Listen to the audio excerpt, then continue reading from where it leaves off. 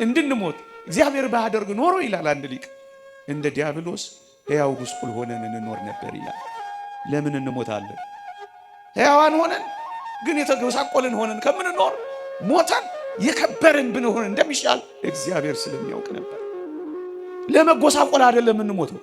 ምናልባት ሞትን ስታዩት ጉስቁልና ሊመስላችሁ ይችላል። አይደለም፣ የክብር መንገድ ነው የሆነው። ሕያው ጉስቁል እንደ ሳጥናኤል እንዳንሆን እግዚአብሔር ስለመረጠን ነው። ወገኖች ለምን እንሞታለን? ተነስተን ለዘላለም ከእግዚአብሔር ከጌታችን ጋር እንድንኖር ነዋ። ይህንን ታውቁ ይሆን? ካልሞት አትነሳም ይላል። ካልሞትን ስለማንነሳ ቅዱስ ጳውሎስ ይህን ለማስረዳት የተጠቀመበት ልዩ ምሳሌ እንዴት ውብ ነው መሰላችሁ! እንዲህ ይላል፣ አንተ ሰነፍ የቆሮንጦስ ገበሬ፣ አንተ የምትዘራው ስንዴ ካልፈረሰ፣ ካልበሰበሰ፣ ካልሞተ ሕያው ይሆናል እንዴ ይላል። ስንዴ ሕያው ሆኖ ስንዴ የሚሆነው ሲፈርስና ሲበሰብስ ነው። ሕያው ሆኖ የሚኖር ሁሉ መሞት አለበት። ለምንድን ነው የምንሞተው? ሕያው እንድንሆን ነው። አሁን በመቃብር ያሳረፍናቸው ሕያዋን ሆነው ደግሞ ይወጣሉ። ለምን እንሞታለን? ሕያው ሆነን እንድንነሳ ነው። የከበሩ ዕቃዎች እንድንሆን እግዚአብሔር ያፈርሰናል። የሚያፈርሰን ሊሰራ ነው ወገኖች።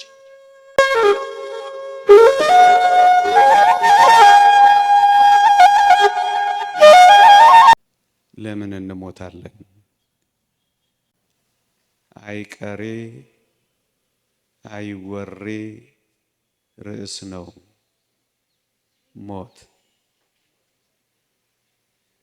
ግን ለክርስቲያኖች እንደሚገባ መስማት ደግሞ አስፈላጊ ነው። ለምን እንሞታለን? የተወደዳችሁ የእግዚአብሔር ቤተሰቦች፣ እኔና እናንተ ክርስቲያኖች ጌታችን መድኃኒታችን ኢየሱስ ክርስቶስ በሞት ላይ ያስገኘውን ድል የምናምን ነን። ምእመናን፣ የክርስትና የሃይማኖታችን ኃይሏ፣ የክርስትና የሃይማኖታችን ጉልበቷ፣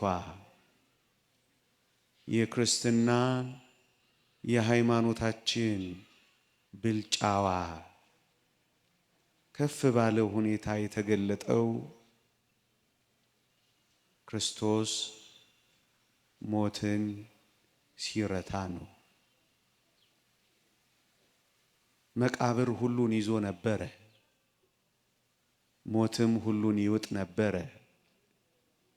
ክርስቶስ ሲመጣ ግን ይህንን ሁሉ አስቆመ። ክርስትና መቃብር ባዶ ያደርጋል። ክርስትና የሞትን ጉልበት አድክሟል። ክርስትና በሞት ላይ ድል ተጎናጽፏል። በሞት ፊት የሚሸበር ክርስቲያን የለም። ሞት ጥርሱ ረግፏል። ሞት ኃይሉ ደክሟል። ሞት ባሩዱ የወጣለት ቀለህ መጫወቻም ሆኗል እና እዚህ የተሰበሰብነው የሞት መሸነፍ ስለታወጀ ነው። ክርስትና የሆነው በሞት ላይ መፎከር ስለጀመረ ነው። እሱ ነው ክርስትና የሚባለው ወገኖች። ባዶ መቃብር ያየነው በክርስትና ብቻ ነው። መግነዝ ያላሰረው ሰውነት ያየነው በክርስትና ብቻ ነው። ቤተ ክርስቲያን ክርስቶስ ከሞት ከመነሳቱ በፊት ደጆቿን ዘግታ ትኖር ነበር። ምእመናን ፈርታ ያለቀሰች ሐዋርያትን ማለት ነው። ጌታችን ከሞት ከተነሳ በኋላ ግን ደጆቿን የከፈተችው በጌታችን በመድኃኒታችን በኢየሱስ ክርስቶስ ሞት ስለተሸነፈ ነው። እኛም ቀና ያልነው ደፍረን ማውራት የጀመርነው ቅዱስ ጳውሎስ እንዳለ ሞት ሆይ መውጊያ የታለ? ሲኦል ሆይ ድል መንሳት የታለ? መፎከር የጀመርነው ከክርስቶስ ትንሣኤ በኋላ ነው። ለዚህ ነው እነዚህን ነገሮች ክርስቲያኖች ሁል ጊዜ እንድናስተውላቸው የሚያስፈልገው። እውነት እንነጋገር ከተባለ የምር ይሄንን ኃይል፣ ይሄንን ጉልበት፣ ይሄንን ጸጋ፣ ይሄንን ብልጫ ብዙዎቻችን ስላልተረዳን በሞት ፊት እንርበተበታለን። ሞት የሰበረን ብዙዎች አለን። ሞት መኖር ያላስቻለን ብዙዎች አለን። የክርስትና ኃይልና ጉልበትን ጥቂት በጥቂት ያልተረዳን አለን። እሱን ለማስረዳት ነው በዚች ማለዳ የመረጥኩት። ለምን እንሞታለን? ወገኖቼ ቅዱስ ዮሐንስ አፈወርቅ እንዲህ ይላል፣ አሁን በሐዲስ ኪዳን ሞት እንደ ቀድሞ አይሰለጥንብንም፣ መቃብርም እንደ ቀድሞ አይዘንም፣ መግነዝም እንደ ቀድሞ አያስረንም፣ መፍረስ መበስበስም ለዘላለም አያሸተንም። እና ለምንድን ነው የምንሞተው? ለዘላለም ተነስተን እንድንኖር እኮ ነው። አሁን ለምን እንሞታለን? በአዲስ ኪዳን አጭር መልስ እንድንነሳ ነዋ። ለምን እንሞታለን? ተነስተን ለዘላለም ከእግዚአብሔር ከጌታችን ጋር እንድንኖር ነዋ። ይህንን ታውቁ ይሆን ወገኖቼ? የእናታችን ማህፀን ለዚህ ዓለም እንደሚወልደን የመቃብር ማህፀን ደግሞ ለዘላለም ሕይወት የሚወልደን ሆነ። ለምን ወደ መቃብር እንገባለን? ወደ ላይ ሊወስደን። ለምን እንሞታለን? እንድንነሳ። አሁን የምትሞቱት፣ አሁን የምንሞተው አደራችሁን ሸሸ ተበላሸ ለመባል እንዳይደለ ወቁ። እናስ ልንነሳ ነዋ። መጽሐፍ ቅዱስ ይህን ያስተምራል። አዎ፣ እንደውም ባጭር ቃል እንዲህ ይላል ቅዱስ ጳውሎስ፣ ካልሞትክ አትነሳም ይላል። ካልሞትን ስለማንነሳ። ለዚህ ነው ስለ ሞት ያለን የመጀመሪያው ሐሳብ የምንሞተው ልንነሳ ነው ብለን ነው። ለዚህ ነው እምብዛም የማይከፋን። ስለ ፍቅር እናለቅሳለን፣ ስለ አብሮነታችን እናዝናለን፣ ስለ ነበረን አንድነት ጥቂት ደግሞ እናነባለን። በዋናነት ግን ለመነሳት እንደሆነ እናውቃለን።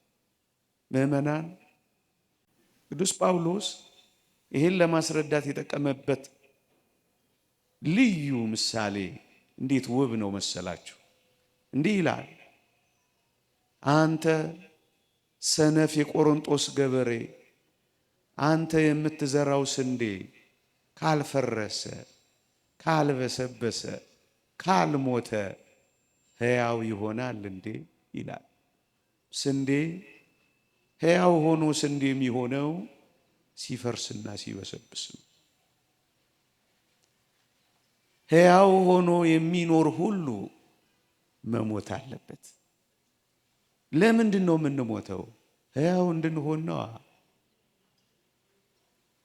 አሁን በመቃብር ያሳረፍናቸው ሕያዋን ሆነው ደግሞ ይወጣሉ። ለምን እንሞታለን? ሕያው ሆነን እንድንነሳ ነው። እሱን ነው የሚለን የእግዚአብሔር ቃል። እርግጠኛ ነኝ አንድ ጥያቄ ብጠይቃችሁ ሁላችሁም ትመልሱልኛላችሁ። እስኪ መነሳት የምትፈልጉ ከክርስቶስ ጋር ሕያው ሆናችሁ መኖር የምትፈልጉ እስኪ እጃችሁን አውጡልኝ። እርግጠኛ ነኝ እግርም ቢወጣ ኖሮ እናወጣ ነበር አይደለ? አውርዱ። አከታትዬ ሌላ የተንኮለኛ ጥያቄ ደግሞ ላቀርብላችሁ። መነሳት ትፈልጋላችሁ አይደል? መሞት የምትፈልጉ ደግሞ እስኪ እጃችሁን አውጡልኝ።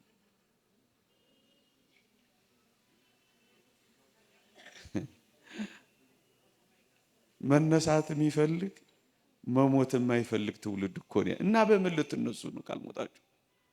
እንዴት አይነት ብልጥነት ነው የያዛችሁ እናንተ? እየነገርኳችሁ ካልሞትን እኮ ምን አንልም። መነሳት እየፈለግን መሞት እየተነፋፈግን ይቻላል? ወዳጆቼ እንዲህ አይነት ብልጥነት አያዋጣም። የምንሞተው ልንነሳ ነው። ለመነሳት ምን እናደርጋለን? እንሞታለን። አሁን የምንሞተው ለመኖር ነው። አሁን የምንኖረው ለመሞት ነው። የመጀመሪያው አጠር ላድርገው፣ ልንነሳ ነው። አንድ ሁለተኛ ለምን እንሞታለን? የተወደዳችሁ ክርስቲያኖች አንድ ምሳሌ መስዬ ልቀጥል። አንዲት ሸክላ ሰሪ ገሏ ቢሰነጠቅ፣ አንዲት የሸክላ ባለሙያ ገሏ ቢሸረፍ በእርግጠኝነት ስትለስነው ወይም ስትጠግነው አይደለም የምትኖረው፣ አፍርሳ ነው የምትሰራው። ነው አይደለም? ነው። ይውላችሁ እግዚአብሔር በሞት በኩል በመቃብር በኩል እንድንፈርስ ለምን የፈለገ ይመስላችኋል? ምስጢሩ አንድ ብቻ ነው። አዲስ አድርጎ ሊሰራን። ለምን እንሞታለን? በጣም ውብ አድርጎ ሊሰራን እግዚአብሔር። በጣም ምርጥ አድርጎ ሊሰራን እግዚአብሔር። በሞት በኩል ሊሰራን እግዚአብሔር ጥቂት በጥቂት ያፈርሰናል እግዚአብሔር። ለምን እንሞታለን? አዲስ አድርጎ እግዚአብሔር ሊሰራን ነው። ይህን የእግዚአብሔር ቃል ይደግፋል። አዎ በሚገባ እንዲህ ይላል ቅዱስ ጳውሎስ፣ በውርደት እንዘራለን፣ በክብር እንነሳለን። በመበስበስ እንዘራለን፣ ባለመበስበስ እንነሳለን። በድካም እንዘራለን፣ በኃይል እንነሳለን ይላል። የከበሩ ዕቃዎች እንድንሆን እግዚአብሔር ያፈርሰናል። ወገኖቼ የእግዚአብሔርን ምስጢርና ጥበብ ተመልከቱ። እግዚአብሔር በሕይወታችን በፍጥረታችን ሁሉ አንድም ነገር ያለ ጥቅማችን አድርጎ አያውቅም። እግዚአብሔር መጥፎ የሚባለውን ነገር እንኳን ምናልባት የመጨረሻው ሞት ከሆነ እሱን ራሱ እግዚአብሔር አዲስ አድርጎ ሊሰራን ያመጣ። ይኸው እንዳነበብኩላችሁ ይኸውላችሁ እያብለጨለጭን የጌታችንን መልክ ይዘን እንደ መስታወት ክብሩን እያሳየን ለመነሳት ነው የምንፈርሰው። ምናልባት ሳጥን ውስጥ ስንገባ የተዋረድን ሊመስል ይችላል። አይደለም፣ በክብር ልንነሳ ነው የምንገባው። ደካማ የሆንን እንመስላለን መላወስም ሲያቅተን። አይደለም፣ ፍጻሜው እንደምናየው ተገንዞ ደክሞ መቀመጥ አይደለም፣ በኃይል መነሳት ነው። ታዲያ የክርስትና ብልጫው ምንድን ነው? ታዲያ ለምንድን ነው መንፈሳውያን የሆን ነው? ታዲያ ጠብ ባለ ኪዳን መሸለ ቁርባን ለምን ትገሰግሳላችሁ? አንድ መናኛ ሰው እዚህ ቆማችሁ ለምን ታደምጣላችሁ? ታዲያ የክርስትናዋ ኃይሏ የክርስትና ብልጫ በዚህ ውስጥ ነው ያለው ወገኖቼ። ፈርሰን አንቀርም፣ እንሰራለን። በስብሰን አንቀርም፣ አዲስ እንሆናለን። ተዋርደን አንቀርም፣ እንከብራለን። ደክመን አንቀርም፣ እንበረታለን። ገብተን አንቀርም፣ እንወጣለን። እንደሱ ነው ነገሩ። ይህን እግዚአብሔር እንዴት ባለ ምስጢር ያደርገዋል መሰላችሁ? የሚያፈርሰን ሊሰራን ነው ወገኖቼ። ምእመናን፣ በሞት ብቻ አይደለም፣ በተለያየ መከራ፣ በተለያየ ፈተና ምናልባት ለመፍረስ የቀረብን ከሆነን እንደ ክርስትና ምናምነው እግዚአብሔር በዛ ውስጥ እኛን እየሰራን ነው። በንውጽ ውስጣዎች ውስጥ እግዚአብሔር ኃይልና ብርታት እየሰጠን ነው። በሚደፍቁ ወጀቦች ውስጥ እግዚአብሔር ኃይል እያስታጠቀን ነው። እግዚአብሔር እየሰራን ነው። እዚህ ውስጥም እግዚአብሔር ያደረገው ምንድን ነው ካላችሁኝ፣ እየሰራን ነው ወገኖች። መቃብር ውስጥ እግዚአብሔር ሰው ይሰራል።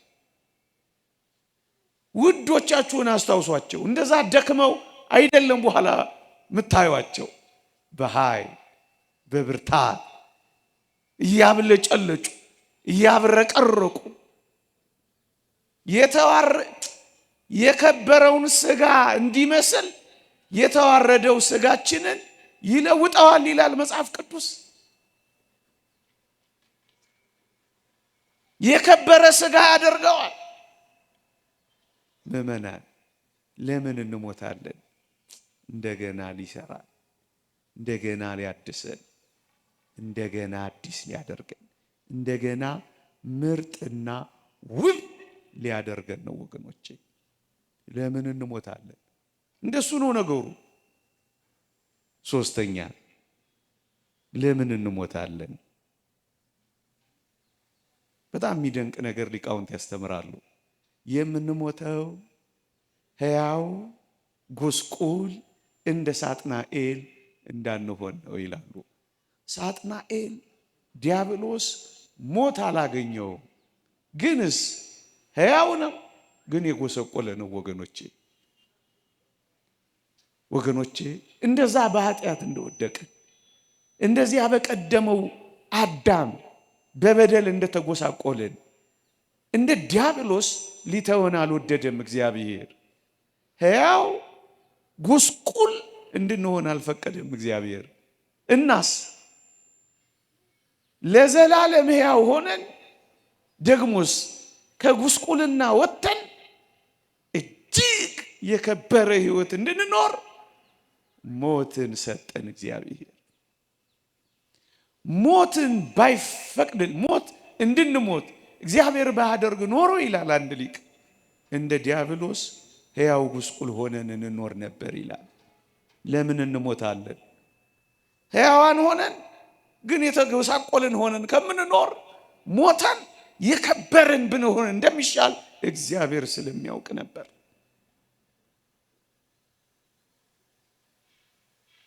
ለመጎሳቆል አይደለም የምንሞተው። ምናልባት ሞትን ስታዩት ጉስቁልና ሊመስላችሁ ይችላል። አይደለም፣ የክብር መንገድ ነው የሆነው።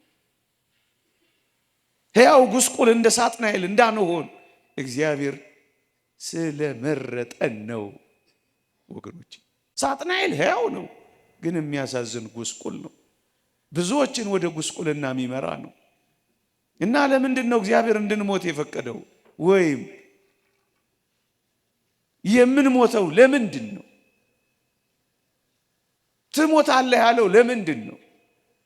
ሕያው ጉስቁል ከምንሆን ሞተን የከበርን ሆነን እንድንወጣ ነው። ይኸውም ለእኛ ጥቅም ነው ወገኖቼ።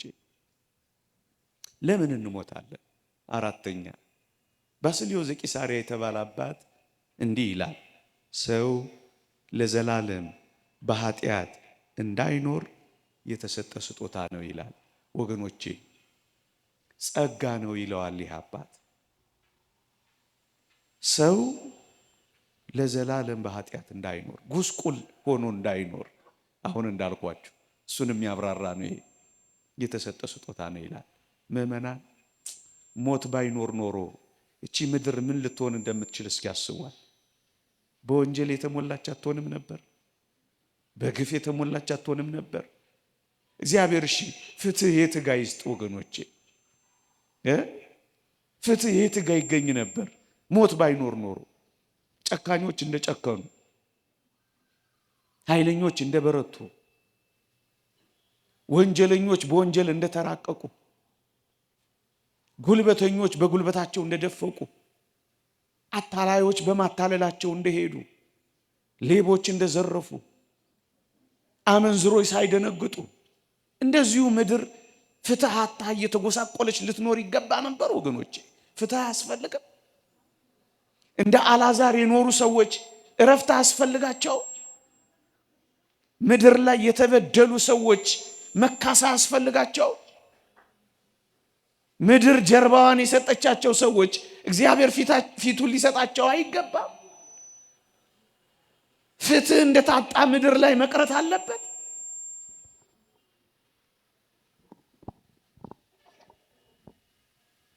እንደዚሁ መቀጠል አለበት? ፍትህ አያስፈልግም? ለዘላለም የሰው ልጅ እንደዚሁ እንደኖረ መኖር አለበት? እንዳስጨነቀ መኖር አለበት? ግፍ እየሰራ መኖር አለበት? ዋጋውን ማግኘት የለበትም? መቀጣት የለበትም? በአውደ ፍትህ መቆም የለበትም? ፍርድ አያስፈልገውም? ለዚህ ዓለም ያስፈልገዋል። ለጭምቶች ክብር፣ ለጨካኞችም ዋጋቸውን ሊቀበሉ ይገባል። እግዚአብሔር የፍትህ አምላክ ነው። ፍትህ ርት የሚያጸናው ደግሞ ከሞት በኋላ ባለው ህይወት ነው።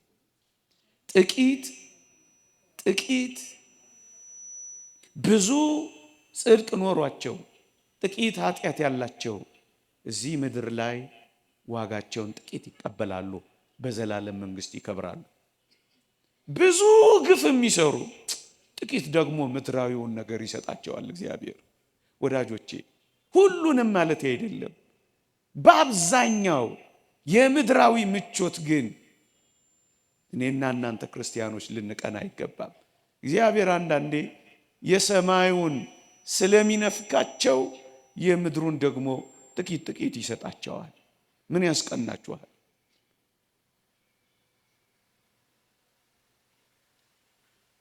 እግዚአብሔር እንደ አልዓዛር ብዙ ጽድቅ ጥቂት ጉድለት ቢኖረው ይላል ዮሐንስ አፈወርቅ፣ ጥቂት ደግሞ እንደዚህ ያኖረው ይላል። ለብዙ ጽድቃችን ክብር ጥቂት የሚያጎርለው በምድር ላይ እግዚአብሔር ካለው ይህን ምስጢር ተረድተን ማመስገን ነው። ለሚበልጠው ህይወት እያዘጋጀን ከሆነ ማድነቅ ነው። ግን እኔ የምፈልገው ሰው ለዘላለም በኃጢአት እንዳይኖር ማገት የለበትም እግዚአብሔር። በቃ ማለት የለበትም እግዚአብሔር። እያመነዘረ ለሚኖር በቃ ማለት የለበትም እግዚአብሔር። ግፍ እየሰራ ለሚኖር በቃ ማለት የለበትም እግዚአብሔር። ሰው እያዋረደ ላለ መዋረድ የለበትም በምድር ላይ እና በሞት ምክንያት ይገታል። በሞት ምክንያት እግዚአብሔር ያስቆማል። አለበለዛማ ማይሞት ቢሆን ኖሮ ምን ሊያደርገን ነበር? ከዚህ በላይ አምባገነኑ ሆኖ ምን ይሆን ነበር? ምድር እንዴት ትኖር ነበር? ትንሽ እኮ ጨዋነት የሚያመጣው ሞትን እያሰብን እኮ ስለምንኖር ነው። እግዚአብሔር ፊት እንቆማለን። የሰማይ መንገድ አለን። ጠያቂና ተቆጣጣሪ እግዚአብሔር አለን ስለምንል እኮ ነው ትንሽ አፋራም እንኳን የምንሆነው፣ ትንሽ እንኳን የምንደነግጠው፣ ትንሽ እንኳን የምንሰቀቀው፣ ትንሽ እንኳን የምንደነግጠው። ምዕመናን ለምንድን ነው የምንሞተው? ሰው ለዘላለም በኃጢአት እንዳይኖር እግዚአብሔር የሰጠን ስጦታ ስለሆነ ነው። የሰጠን ስጦታ ስለሆነ ነው። ለምንድን ነው የምንሞተው? የተወደዳችሁ ክርስቲያኖች በጣም የተሻለ ሕይወት እግዚአብሔር ስላዘጋጀልን ነው። አሁን እናንተን በዚህ ማለዳ እንዲህና እንዲያ ብሎ ልባችሁን ለማማለል አይደለም፣ የዘላለም እውነት ነው የምንነግራችሁ። አሁን ከምንኖርበት ሊነጻጸርም ሊወዳደርም ሊስተካከልም የማይችል ሕይወት እግዚአብሔር ለእኔና ለእናንተ ስላዘጋጀ ወደዚያ ሊወስደን ስለሚፈልግ ነው። መጽሐፍ ቅዱስ እንደሱ ነው የሚለው። ልሄድ ከክርስቶስ ጋር ልኖር እናፍቃለሁ፣ ከሁሉ ይልቅ እጅግ የሚሻል ነውና ነው የሚለው። የሚሻል አሁን ከምንኖረው ሕይወት ጋር የሚነጻጸር አይደለም። እግዚአብሔር በጣም የተሻለውን ስለሚያስብልን ነው። በሞት በኩል እግዚአብሔር የሚወስደን እጅግ ሊነገር የማይችል ቋንቋ የማይገልጠው ሕሊና የማይመረምረው ቅኔ የማይበቃው በመጻሕፍት ያልተጻፈ አዲስ በጣም የተሻለ ሕይወት ለእኔና ለእናንተ ስላዘጋጀን እሱን ነው የሚለው የእግዚአብሔር ቃል። የተሻለ ነገር፣ የተሻለ ሕይወት፣ የተሻለ ጣዕም፣ የተሻለ ቤት፣ የተሻለ አኗኗር እግዚአብሔር ወደዛ ሊወስደን ስላዘጋጀን። ምዕመናን ታውቃላችሁ፣ ይሄ ዓለም የድካምን እንዴት እንደደከመን ታውቃላችሁ። እንዴት እንደሚያደክመንም ታውቃላችሁ። የተሻለው ሕይወት ምንድን ነው? እግዚአብሔር ለልጆቹ የሚሰጠው የእረፍት ሕይወት ነው። ማረፍ አለብን። እንደ ደከምን መኖር የለብን። እረፍት ነው። መጽሐፍ ቅዱስ እሱ ነው የሚለው። ነፍሴ ሆይ ወደ እረፍትሽ ተመለሺ፣ እግዚአብሔር መልካም አድርጎልሻልና እያለ ነው ዘማሪው ዳዊት የዘመረው። እረፍት። ምዕመናን ወደ እረፍት እንደምንሄድ አስቡ እንጂ እርፍ ነው የምንለው። በጌታ የሚሞቱ ሙታን ብፁዓን ናቸው፣ ከድካማቸው ያርፉ ዘንድ ስራቸው ይከተላቸዋል የሚለው ለዚህ ነው። ከድካማችን የምናርፍበት ሕይወት ነው ምዕመናን። እርፍ ከድካማችን። ይሄ እውነት ነው። እርፍ ነው የምንለው ዝማሬ ባለበት እረፍት። እንደነዚህ አይነት ጉባኤያት፣ እንደነዚህ አይነት ዝማሬያት በቤተ ክርስቲያናችን እንዳለው አይነት ቅዳሴ እንዴት እርፍ ያደረግ እንደሆነ አስቡት። ያ የመላእክቱ ያ ድል የነሱ የቅዱሳን ማህበሩ ዝማሬማ እንዴት የበለጠ እረፍት አለው። የተሳለ የፊቱ መልክ በዚያ ያለ የጌታችን መልክማ እንደምንድን ነው ማያሳርፈው? ወደዚያ እረፍት ለመግባት ነው የምንቸኩለው ወገኖቼ። እረፍት አለው። እግዚአብሔር ለምን እንድንሞት ፈቀደ? ወይም ለምን እንድንሞት ሞት ተሰጠ ካላችሁ፣ ወይ እረፍን በዘላለም እረፍት ውስጥ እንድንኖር ነው። ማረፍ አትፈልጉም? እሱን ነው እግዚአብሔር የሰጠን። ይሄ ብቻ አይደለም። ለምንድን ነው ምን ሞተው? ምዕመናን አንድ የሚያስደንቅ ቃል እዚህ መጽሐፍ ቅዱሳችን ላይ ስለ አልዓዛር አብርሃም ያለው እንዴት ያስደንቃል! ምንድን ያለው? እርሱ በዚህ ይጽናናል ያለው። ይህ ዓለም የመጽናኛ ቦታችን ሆኖ አያውቅ። እንዳትጠብቁ እንደውም የሚለው በክፋት እየባሱ ይሄዳሉ ነው የሚለው። ዓመት ዓመት ሲጨምር ክፋት እየባሰ ነው የሚሄደው። ይሄን ማረጋገጥ ከፈለጋችሁ የጣሊያኗ ጠቅላይ ሚኒስቴር በቀደም ያለችውን ላስታውሳችሁ። ያለፈው ዓመት ትንሽ ከበድ ይል ነበር፣ አሁን 2026 ደግሞ በደንብ ይከብዳል ብላ ስትነግረን ነበር። ይነግሩናል እኮ አይገባንም እንጂ እኛ እየሰማችሁ ነው። በክፋት እየባሰ ነው ዓለም የሚሄደው። ይሄ ዓለም የክፋት ከሆነ፣ ይሄ ዓለም የማስጨነቅ ከሆነ፣ ይሄ ዓለም የስቃይ ከሆነ ክርስቲያኖች የመጽናናት ዓለም ግን እንዳለ እንዳትረሱ። ለምንድን ነው የምንሞተው? እንድንጽናና ነዋ። ይሄው የእግዚአብሔር ቃል እርሱ በዚህ ይጽናናል። መጽናኛ ቦታችን ነው። በምን ቋንቋ እንንገራችሁ? ደጋግመን እንኳን ብንነጋገር እማይገባን ሆነ። እዩ ልንጽናና ነው የምንሄደው። ማረፍ ብቻ እኮ አይደለም፣ መጽናናት እኮ ነው። መጽናናት ለክርስቲያኖች ያስፈልጋል። ምእመናን ከጌታችን ስቅለት እስከ ዕለተ ምጽአት የምእመናን የቤተ ክርስቲያን ሐዘንና ለቅሶ ነው። ደግሞ አለው ከጌታችን ስቅለት እስከ ዕለተ ምጽአት የቤተ ክርስቲያን ሐዘንና መከራ ነው፣ እንባ ነው፣ ስቃይ ነው። በዕለተ ምጽአት እስካላችሁኝ የቤተ ክርስቲያን መጽናናት ነው፣ የምእመናን ረፍት ነው። የሌሎች ደግሞ ስቃይ የሚጀምረው ያኔ ነው። እየሰማችሁኝ ነው? የሌሎች ስቃይ የሚጀምረው ደግሞ ያኔ ነው። የእኛ ረፍት ደግሞ የሚጀምረው ያኔ ነው። ወደ መጽናናት ህይወት ነው የምንገባው ያልኳችሁ ለዚህ ነው ወገኖች።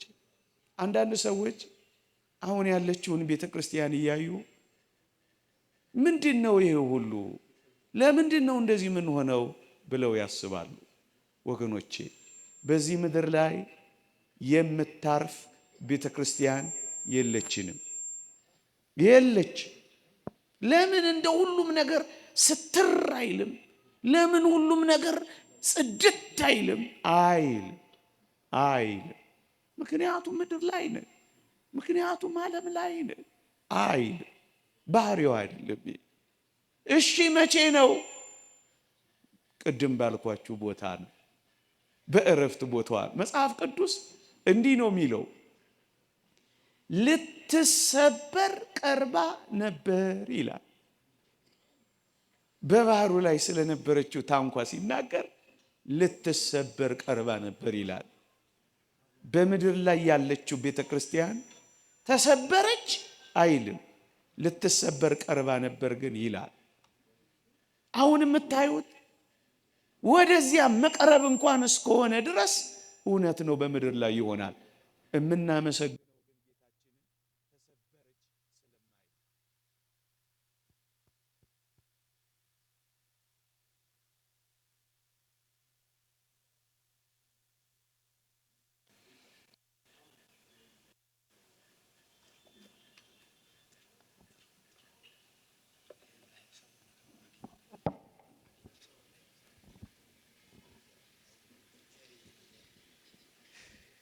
እየተሰማችሁ ነው? አንድ 10 ደቂቃ ብቻ ልቀጥል ፍቀዱልኝ። እየሰማችሁኝ ነው? እየሰማችሁኝ ነው? እሺ በሞቴ ስሙኝ። ልትሰበር ቀርባ ነበር ይላል እንጂ ተሰበረች አይልም። የምታዩት ነገር በሙሉ የሚሰበር እንዳይመስላችሁ፣ ወደ መሰበር ይቀርባል። ልትሰበር ቀርባ ነበር። ልዩነቱ ከውጭ ከመናፈቃ ከውስጥ ከከሃዲያ ቤተ ክርስቲያን ማህበረ ምእመናን እንጨነቃለን እንጂ ግን ተስፋ አንቆርጥ። እንታወካለን እንጂ ግን አንደፈቅ። እናመነታለን እንጂ ግን አንጠራጠር። ልትሰበር ቀርባ ነበር ማለት ይሄ ነው። ቤተ ክርስቲያን በምድር ላይ እንደዚህ ነው እስከ ዕለተ ምጽአት የምትኖረው ምእመናን። ይኸውላችሁ በዚያች ታንኳ ውስጥ የነበሩት ትልልቅና ትንንሽ አሶች ነበሩ ይላል። ወገኖቼ ትልልቅ አሶች የምታዩት በማለዳ የምትገለጠው በዚያች በዕለተ ምጽአት በምትመጣው ቤተ ክርስቲያን ነው። በዚህች ቤተ ክርስቲያን ግን እንደኔ አይነት ትንንሽ ኃጢአተኛም ታያላችሁ። ለምንድን ነው እንደዚህ የሚሆኑት? ነገሌ ትንንሽ አሶችም ትልልቅ አሶችም አሉ። በትልልቆቹ ትጽናናላችሁ፣ በትንንሾቹ ደግሞ ትንሽ እንደሱ ነው። ትንንሽም ትልልቅም አሶች ስለሚኖሩባት ግን ይኸውላችሁ ከስቅለት እስከ ዕለተ ምጽአት የቤተ ክርስቲያን መከራ ጊዜ ነው። አሁን ለምን እንደዚህ አልሆነም? አሁን ለምን ያለ ጊዜው እንዴት ይሆናል? ያለ ጊዜው እንዴት እና ሰይጣን ላይ ይዋጋት ነው እና መከራ ላይ አበላት ነው እንዴ? እንደዚህማ እንዴት ይችላል? ሰይጣን ደም ተቃብቶ የለን? ምእመናን አሁን እናለቅሳለን፣ አሁን እናዝናለን፣ አሁን እንተክዛለን፣ አሁን እናነባለን ከስቅለት እስከ ዕለተ ምጽአት። ከዚያ በኋላስ እንጽናናለን። እሱ ነው። እሱ ባይኖር ኖሮ ነው ክርስቲያንም አንሆነው። ቅዱስ ጳውሎስ ለዚህች ሕይወት ብቻ ክርስቶስን ተስፋ ካደረገን ምንኛ ምስኪኖች ነን ይላል። ለዚህች ምድር መሰላችሁ እንደ ክርስቲያን የሆናችሁት? እዚህ ባለጸጋ እንድትሆኑ፣ እዚህ በምቾትና በድሎት እንድትኖሩ ቢሆን እሰየው፣ ችግር የለም፣ መልካም ነው። ግን አይደለም። በዚህች ሕይወት ብቻ ክርስቶስን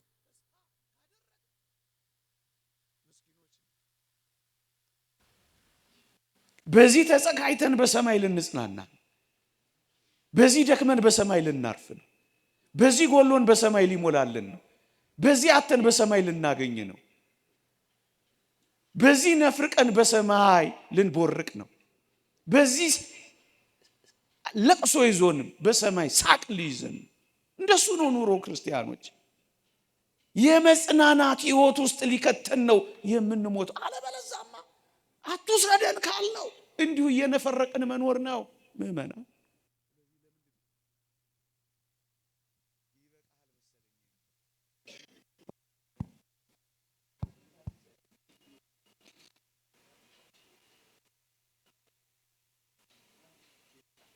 ችግር የለም። ስለዚህ ዋናው ምን ይሆን? እየሰማችሁ ነው አይደል? እንዳትረሱት። ሰው በሞተባችሁ ጊዜ እናንተም ወደዚህ ሁላችንም እንሞታለን ተብሎ እንደተጻፈ ሁላችንም ወደዚህ መቅረባችን አይቀርምና ሁል ጊዜ በደስታ አስቡት። ልነሳ ነው የምሞተው ብላችሁ አስቡት። እግዚአብሔር አዲስ አድርጎ ሊሰራኝ ነው የምሞተው ብላችሁ አስቡት። እግዚአብሔር የሰጠኝ ጸጋ ከጉድለቴ፣ ከድካሜ፣ ከኃጢአቴ ሊገታኝ ነው ብላችሁ አስቡት። ሕያው ጉስቁል እንደ ሳጥናኤል እንዳልሆን ነው ብላችሁ አስቡት። እግዚአብሔር በጣም የተሻለ ሕይወት ስላለ ነው ብላችሁ አስቡት። መጽናናት ስላለብኝ፣ ማረፍ ስላለብኝ፣ የእረፍት መንገዴ ሊያደርገው ነው እግዚአብሔር ብላችሁ አስቡት። ክርስቲያን እንደዚህ ነው የሚያስበው ወገኖች። ብዙ ጊዜ እንማረዋለን እንጂ አላመን ያለው ነው ወገኖቼ። እንዴት አናምነው? ብዙ ነገር አምናችሁ የለዚህ የመጣችሁ እንዴ? እወርዳለሁ አለ ወረደ፣ አምነነዋል። እሞታለሁ አለ ሞተ፣ አምነነዋል። እነሳለሁ አለ ተነሳ፣ አምነነዋል። አረጋለሁ አለ አረገ፣ አምነነዋል። ስፍራ ላዘጋጅላችሁ እሄዳለሁ አለ፣ አምነነዋል። ታዲያ የሚሰጠንን ስፍራ ልንጠራጠር ይገባል? እመኑት፣ እግዚአብሔርን እመኑት። በዚህ ሕይወት ውስጥ የሚበልጥ ሕይወት እያዘጋጀ እንደሆነ እወቁት። ለዚህ ነው አሁን እኛ ክርስቲያኖች ቀና ብለን የምንሄደው፣ የማናፍረው፣ የማንደነግጠው። ይሄ ሕይወት በፍጹም ስለተሰጠን ነው። አጭር ማጠቃለያ ሰጥቼ ያበቃለሁ። ስለዚህ የክርስትናችን ጥልቅና ዋናው ተስፋችን ከሞት ባሻገር ያለው ሕይወታችን ስለሆነ ሰው ክርስቲያን ከሆነ ሞቱን እያሰበ ደግሞ ሊኖር ይገባል። አሁን በእረፍተ ወልደ ሰማዕት በዚህ ታላቅ መምህራችን፣ ትጉህ መምህራችን፣ ቅን መምህራችን፣ ደግ መምህራችን ለቤተ ክርስቲያን ዕድሜውን ዋጋ ከፍሎ ላረፈ ወንድማችን መታሰቢያ ስናደርግ እኛም ፈቀቅ ብለን በተዘክሮተ ሞት ሞትን እያሰብን ልንኖር ይገባል። ምእመናን ምናልባት ነግሬያችሁ ከሆነ አላውቅም። ያ ታላቁ ንጉሥ እስክንድር ምን ያደርግ ነበር ይባላል? ጠዋት በማለዳ አንድ ባለሟል ካልጋው ሲነሳ ንጉሥ ሆይ ሺህ ዓመት ንገስ፣ ግን እንዳትረሳ ትሞታለህ እንዲለው ቀጥሮት ነበር ይባላል። ስለዚህ ሞቱን እያሰበ ይውላል። ደግሞ ማታ ሲመጣ ንጉሥ ሆይ ሺህ ዓመት ንገስ፣ ግን እንዳትረሳ ትሞታለህ ይለዋል አሉ። ሰው በተዘክሮተ ሞት በእግዚአብሔር ፊት ነፍሳችን እንደምትቆም፣ እግዚአብሔር እንደሚጠይቀን፣ እግዚአብሔር እንደሚቆጣጠረን፣ እግዚአብሔር ፊት እንደሚቆም ሰው ማሰብ መቻል አለበት። ጥንቃቄያችንና ትኩረታችን በአንድ ነገር ላይ ብቻ ያነጣጠረ ሊሆን ይገባል። ከዚህ ዓለም ስለመለየታችን። ይሄን እያሰባችሁ ዋሉ እደሩ እያልኩ ሕይወታችሁን አበላሹት እያልኩ አይደለም። ብሉ፣ ግን ደግሞ ብዙ ጾሙ። ረፍት አድርጉ፣ ግን ደግሞ ትጉ። ስሩ፣ ግን ደግሞ እንደምትሞቱ አስቡ። ኑሩ፣ አንድ ቀን ግን ከዚህ ዓለም እንደምንለይ አትርሱ። እንደሱ ማለት ነው ትኩረታችን። ይሄ ዓለም ለመዘጋጃነት ብቻ ነው የተሰጠን፣ ለመስሪያነት ብቻ ነው የተሰጠን፣ ለመሸጋገሪያነት ብቻ ነው የተሰጠን። ይሄ ዓለም ትኩረታችን ሁሉ እዚህ ዓለም ላይ ማድረግ የለብንም። እንውለድ፣ እንክበድ፣ እንዳር፣ እንኳን፣ እንስራ፣ እንበልጽግ፣ ግድ የለም። በዋናነት ግን ትኩረታችን እዚህ ዓለም ላይ ሊሆን አይገባም። እንደ ጥላ ያልፋል። በጣም አጭር ነው፣ ይሄዳል። የተወደዳችሁ ክርስቲያኖች፣ እነሆ ዓመታትና ወራት እንደ ህልም እያለፉ ነው። እንደ ከሰዓት ጥላም እየሸሹ ነው። አሻራዋን ሳትጥል እንደምትሄድ አንዲት መርከብ ዘመንና ዘመናት አሻራቸውን እንኳን ሳይጥሉ ወደ ኋላችን እየጋለቡ ነው። እመኑኝ፣ ዘመኑ ደግሞ እየተጠቀለለ ነው። ዘመኑ ደግሞ እየቀረበ ነው። ስለዚህ እግዚአብሔር ቃል እንዲህ ይላል፣ የሕይወትን ፍጻሜ አስብ፣ ኃጢአት አትሰራም ይላል። ኃጢአት መስራት ካልፈለጋችሁ እሞታለሁ፣ ሞት አለብኝ በሉ። እሱን የሚያስብ ሰው በእግዚአብሔር ፊት ኃጢአት አይሰራም። ምእመናን፣ ለዚህ እኮ ነው አባቶቻችን መሬት ዘመዴ ናት፣ ስኖርም ቀለቤ፣ ስሞትም ልብሴ ናት እያሉ መሬት አፈርሽን ቀስ ብዬ ረግጣለሁ፣ ነገ ካንቺ በታች መሆኔን አውቃለሁ እያሉ እየተቀኙ እኮ የሞቱት። አበቃ። ፍጻሜን ካሰብክ ጨዋ ክርስቲያን ትሆናለህ። ፍጻሜን ካሰብክ ግፍ አትሰራም። መልስ እንደምትሰጥ ካሰብክ በጥንቃቄ በምድር ላይ መልስ ትሰጣለህ። ሞት እንዳለብህ ካሰብክ አትገልም። የሚቆጣጠርህ እንዳለ ካሰብክ የሌላ ሰው አትሰርቅም። የሕይወትን ፍጻሜ አስብ፣ ኃጢአት አትሰራም። ኃጢአት አትሰራም። አሞኖስ የተባለ ሊቅ እንዲህ ይላል፣ ሞት ቅርብ እንደሆነች የሚያስብ ሰው ብዙ ህብር ያለውን ኃጣው አይሰራም፣ ብዙ ኃጢአት አይሰራም ይላል። ምእመናን፣ እንዲህ ባሉ የደጋግ ሰዎች መታሰቢያ በምናደርግበት ቀን ይሄን በማሰብ ጥንቃቄያችን ሊጨምር ይገባል። በንግግራችሁ ተጠንቀቁ፣ በአኗኗራችሁ ተጠንቀቁ፣ በዚህ ምድር ላይ ባለ የህይወት ምልልሳችሁ ተጠንቀቁ፣ የበለጠ ተጠንቀቁ። ጌታችን እንደኖረ፣ ጌታችን እንደተመላለሰ በወንጌል አልሰማችሁም? ስለ ጌታችን የተቀጠቀጠ ሸምበቆን አልሰበረም፣ የሚጤስን የጧፍን ክርም አላጠፋም ይላል። እንዴት በጭምትነት እንደኖረ።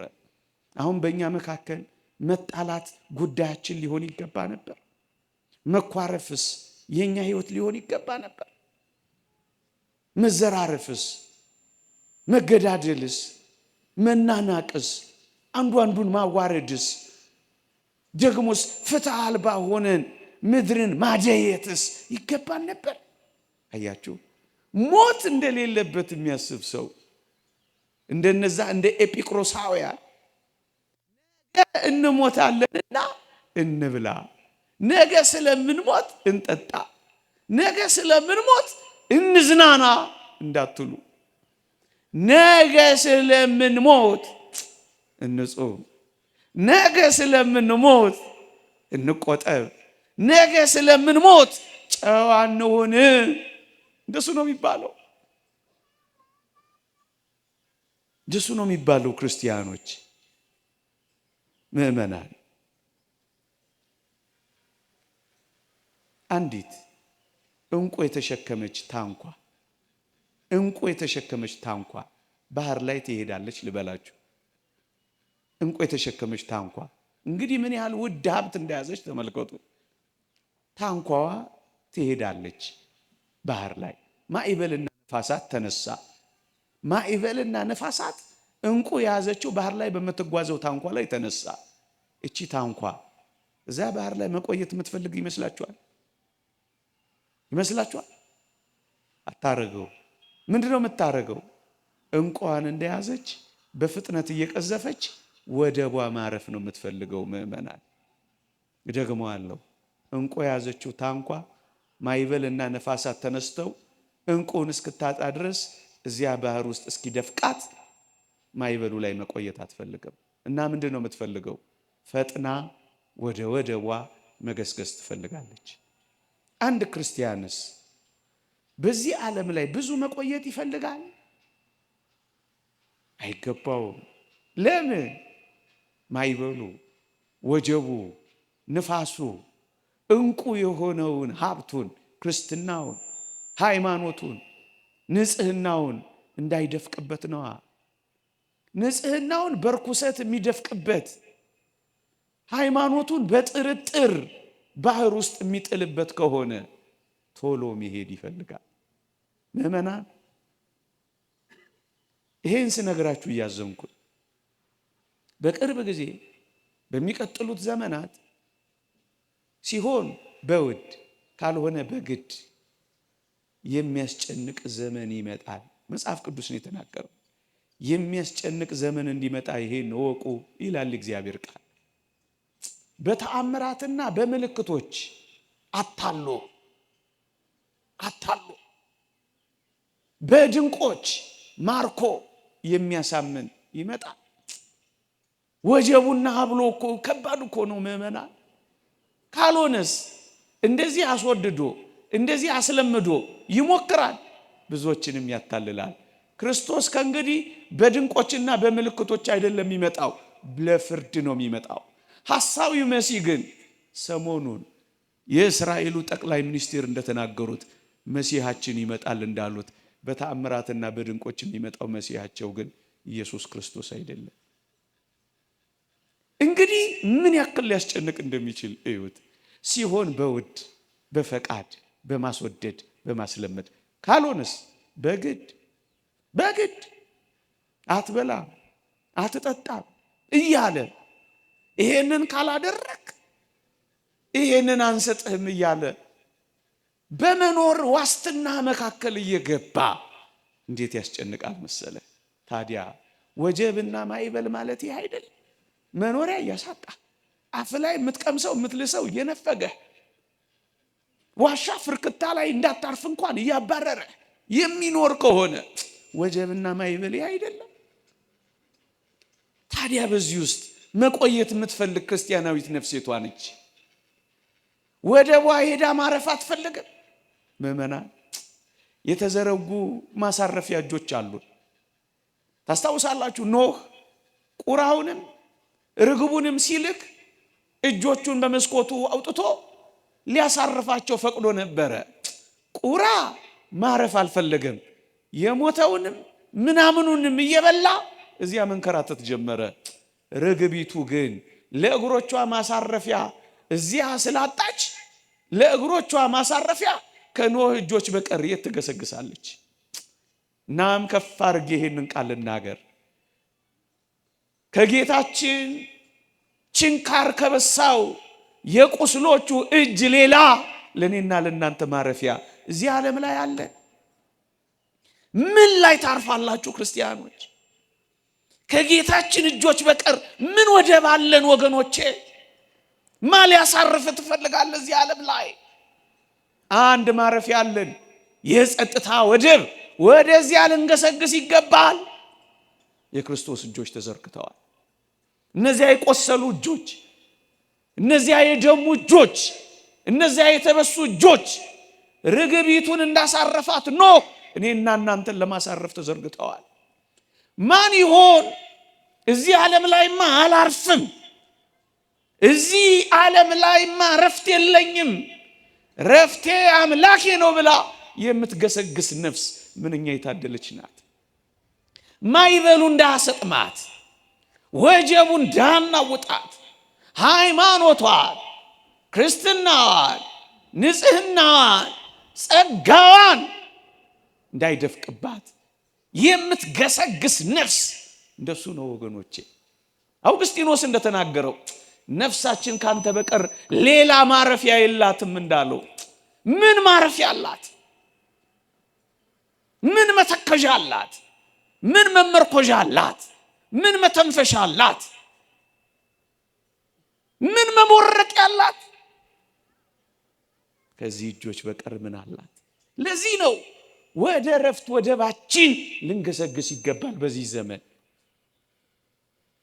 ዘመን በተለይ ደስ በማሰኙ ወራት፣ የሚሰሙት ነገሮች በሚሰቀጥጡበት ወራት፣ በረቂቅ መንገድ ልናስበው ከምንችለው በላይ ዓለም ሊፈትነን በተዘጋጀበት ወራት ኃይላችን አንተ ነህ፣ ብርታታችን አንተ ነህ፣ መሸሸጊያችን አንተ ነህ፣ ማረፊያችን አንተ ነህ፣ ጉልበታችን አንተ ነህ፣ መደበቂያችን አንተ ነህ፣ መጽናኛችን አንተ ነህ፣ ምርኩዛችን አንተ ነህ፣ ተስፋችን አንተ ነህ፣ መደበቂያችን አንተ ነህ። እሱ ነው የሚያስፈልገን። ሌላ ምን ማረፊያ አለ? እንኳን እኛ ምንም የሌለን ያላቸው እንኳን ማረፊያ አይኖራቸው፣ ያላቸው እንኳን መጠጊያቸው አይኖራቸው።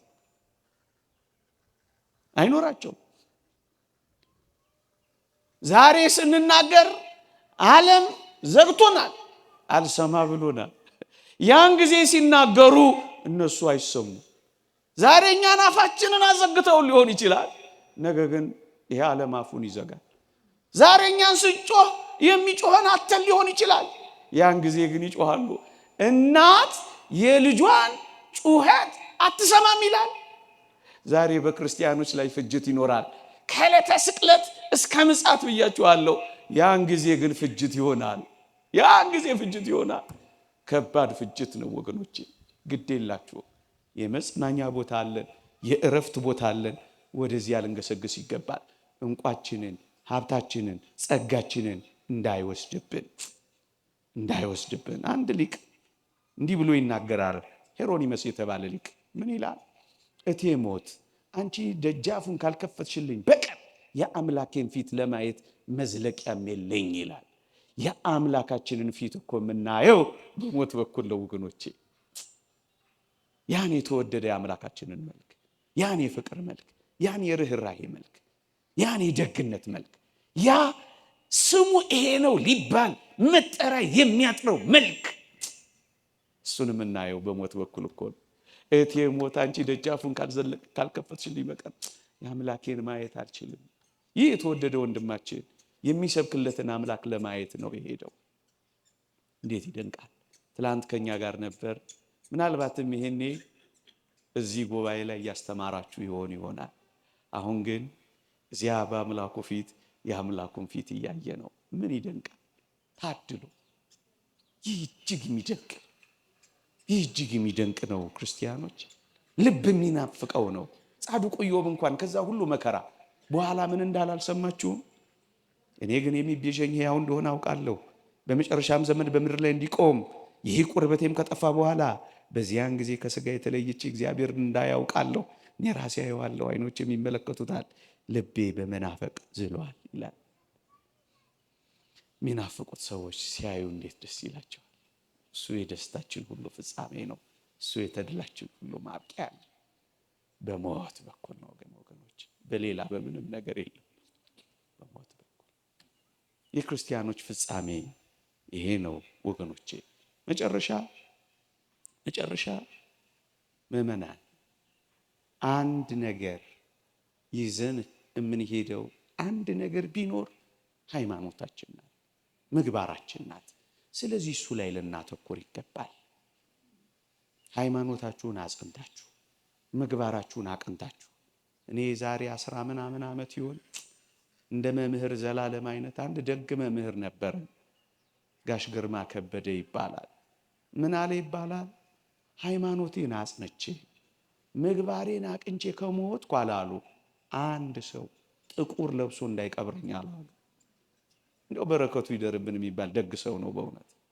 አንድ ሰው እውነትም በቀደም እንደነበረው አስደናቂ ስርዓተ ቀብር ነጭ ልብስ ለብሰው ነው የቀበሩት። እንዲህ አይነት መኩሪያ መምህራን፣ እንዲህ አይነት ያስተማሩትን የኖሩበት የሚኖሩትን የሚያስተምሩ ደጋግ ሰዎች ብልጭ ብለው ያጽናኑናል እኮ። በብዙዎች ተስፋ ቆርጠን ቀና የምንልባቸው እኮ ሰዎች አሉን። እግዚአብሔርን የምናይባቸው፣ ቤተ ክርስቲያንን የምናይባቸው፣ ሰው መሆንን የምናይባቸው ሰዎች አሉን እኮ። እነዚህ ሃይማኖታቸው ምግባራቸው ይዘው ነው ወደ እግዚአብሔር የሚሄዱት። ምን ይይዛሉ ታዲያ? ምን ይይዛሉ? ምን ሳላንዲኖስ የሚባል አንድ የእሳያ ንጉሥ ምን አደረገ ይባላል? ንጉሥ ነው። ወደ መቃብር ስገባ እጄን ከፍ አድርጋችሁ ከመቃብሩ በላይ አውሉኝና ነው የምትቀብሩኝ አላቸው አሉ። እና እጁ ላይ ምን ይዞ ነበር አሉ? ይሄ ሰው እራፊ ጨርቅ ብቻ ይዞ ነበር አሉ። ከዚህ እራፊ ጨርቅ ውጪ ሳላንዲኖስ ምንም ነገር አልሄደም ብላችሁ ለሕዝቤ ንገሩ አላሉ። ምን ይዛችሁ ትሄዳላችሁ? ከቤታችሁ ምናልባት የመዋቢያ ሳጥናችሁን ይዛችሁ ልትሄዱ ትችላላችሁ። መልካም ነው። ወደዚያ ሳጥን ግን ስትገቡ የመዋቢያ ዕቃችሁ የለም። ምሳ ሳህናችሁን ይዛችሁ ልትወጡ ትችላላችሁ ከቤታችሁ። በዚያ ሳጥን ውስጥ ስንገባ ግን ምሳ ሳህናችን የለም። ምንም ከዚህ እራፊ ጨርቅ በቀር ማንም የሚወስደው ነገር የለም። አንድ ጥሪት ግን አለን። አንድ ሀብት ግን አለን። አንድ ጸጋ ግን አለን። አሞኒዮስና አውሳቢዮስ እንደተናገሩት ለቅዱሳን ያላቸው አንዲት ጥሪታቸው ኢየሱስ ክርስቶስ ብቻ ነው እንዳሉ፣ ይህን ሀብታችንን ለመያዝ ተሻሙ። ያ ባለም ለሚስቱ ተቀኘ የተባለው ቅኔ ገጠም የተባለው ግጥም እንዴት ይገርማል! ሚስቱን እንዲህ አላት አሉ ስትሞትበት፣ አማሻለሁ እንጂ ወጥ አልሰራሽ ብዬ፣ አማሻለሁ እንጂ ጠላ አልጠመቅሽ ብዬ፣ ጣትሽስ ከፈትል ዛሬም አልተለየ አላሉ። ስትሞት እኮ ነው። ወጥ አትሰራ፣ እንጀራ አትጋግር፣ ጠላ አትጠምቅ። አንድ ነገር ግን ታረጋለች በእጇ። ምን? ፈትል ይዛ ትሄዳለች። እና እንደሱ ብዙም ትኩረታችን እዚህ ዓለም ላይ አይሆን። ዋና ትኩረታችን ስለ መሄዳችን መዘጋጃችን ላይ ይሆን። እንሞታለን። የተወደደ የዚህን አስደናቂ የ30 ምናምን ዓመት ሰውነቱን ሳይጠብቅ ለወንጌል የደከመ ልረፍ ብሎ እየታመመ ያላረፈ እኔና እናንተን ለመንግሥተ ሰማያት እንድንበቃለት በእንባ ጭምር ተግቶ ያገለገለ ጠዋት ምድረ ከብድ እኔ ያየሁት እንኳን ማታ ሳሪስ አቦ፣ ጠዋት ጊሸን ማርያም፣ ማታ ቅዱስ ዑራኤል ሲንከራተት የነበረ አቤት ክብሩ! ግን አሁን መምህር ዘላለምን ሲያርፍ አግኝተ ነው። ምንድን ነው ዛሬ ቀንህ ብንለው ባጭር ቃል እንደ አባ ፋም የሰርጌ ቀን ነው የሚል ይመስለኛል። አባ ፋም ይባል አባት አሉ ልክ ሰማዕትነት ሲቀበል ነጭ ልብስ ለብሶ ወጣ አሉ። የምን ነጭ ልብስ ነው አባ ፋም ብለው ጓደኞቹ ጠየቁት አሉ። ሊሞት እኮ ነው። ዛሬማ የሰርጌ ቀን ነው አላቸው አሉ። እና መምህር ዘላለምም እንደዛ ነበር የሚለን ብዬ አስባለሁ። የሰርጌ ቀን ነው። ብቻኛ መሞታችን አይቀር፣ ግን የምር ለዘላለም ሕይወት እንዘጋጅ። እንቋችንን ሳንጥል እንሂድ። ያቆየን፣ ይጠብቀን፣ አጽራረ ቤተ ክርስቲያንን ያስታክስልን፣ በሃይማኖት በምግባር ያጽናን። እኛም ደግሞ በነጭ እንድንሸኝ ፈቃዱ ይሆንልን። አሜን፣ አሜን፣ አሜን።